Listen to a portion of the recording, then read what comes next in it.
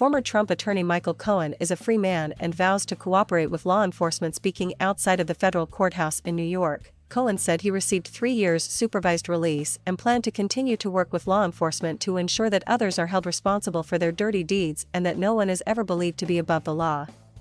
My release today in no way negates the actions I took at the direction of and for the benefit of Donald J. Trump, Cohen said. But it also does not negate the behavior of the Justice Department, Bill Barr, the Southern District of New York prosecutors, Judge William H. Pauley III, or Donald himself, in my initial incarceration and prosecution. He added he will continue to cooperate.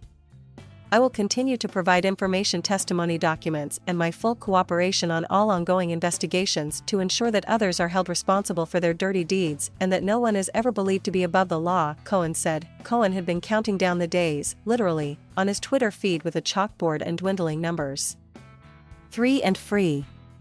Come Monday morning, I head to 500 Pearl Street, sign my release papers, and then we celebrate together on Instagram, he tweeted Thursday to his 500,000 plus followers. Cohen's release after pleading guilty to 9 federal crimes marks a rebirth for a man who once berated and bullied anyone he perceived as critical of Trump.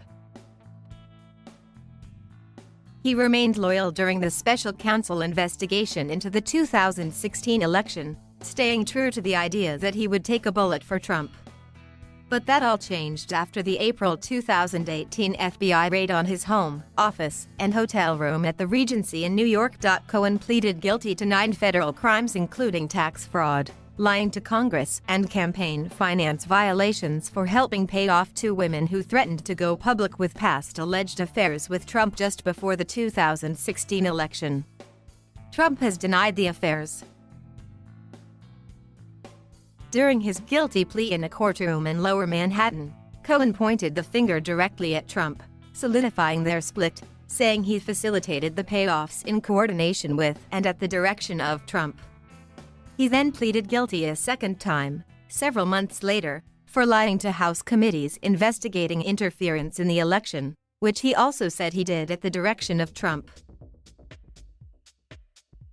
Cohen sought to remake his image as a new man, one who had finally broken free from the spell Trump held over him. Setting a course to exact his rebirth and revenge, he testified before Congress, alleging Trump and the Trump Organization manipulated the value of his assets to get better loans and insurance and to minimize their taxes. In the wake of his testimony, civil and criminal investigations were launched in Manhattan. Cohen has met with New York District Attorney prosecutors multiple times. In July, the Trump Organization was indicted on state charges alleging a 15-year tax fraud scheme.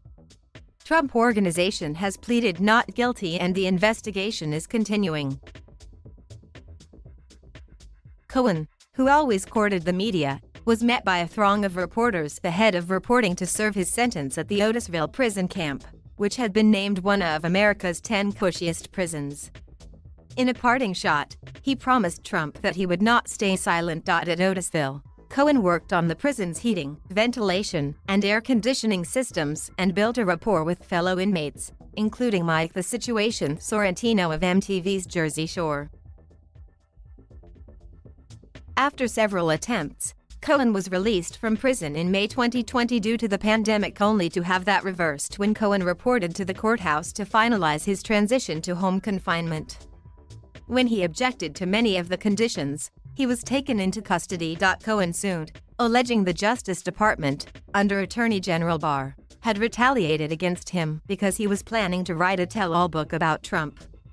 A federal judge agreed and Cohen was released to home confinement in July 2020. Since then, Cohen has released his book, launched a podcast and frequently appears on cable TV from his apartment to bash the former president. As he plots his next moves, the tabloids will likely follow suit. Twice last month, the New York Post's page 6 spotted him having coffee with Kanye West at the Regency Hotel.